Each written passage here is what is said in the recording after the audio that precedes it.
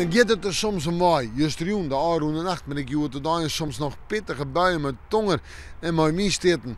En dan is het een compleet jest. En ze bloot het joen en vannacht ik, hoewel joen nog wel een droge periode. En vannacht staat er gewoon toch weer een buiig waartype.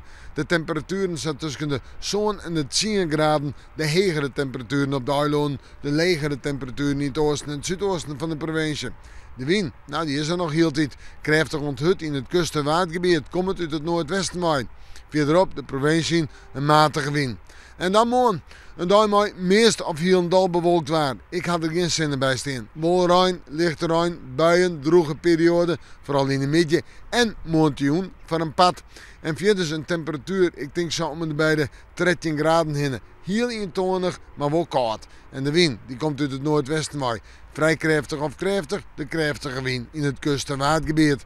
Wel, in de joentijd letter in de nacht op bij rein of buien en dan komen we op sneeuw uit. En sneeuw is ik weer een meest of Hielendal bewolkt waartype. Een dag mooi uit en terug rein, soms flink wat rein. En dat rein krijg ik staan gewoon een meer buiig karakter. En de temperaturen worden tegen 15, 16 graden, maar het kille gevoel blijft. En de wind die zal matig en krachtig wezen. En die komt weer wat meer uit westelijke richting waaien. Dan zetten we terug naar het vooruitzicht. Manje, een tiege. En betiden rein, lichte rein, soms even een stevige rein. En dan valt er genoeg onwetter.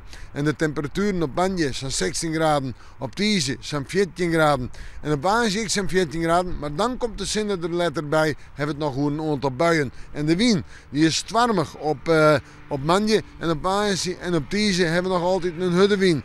Dus die jest die is voorlopig nog net voort. En we moeten morgen maar weer even in het waarschuwen.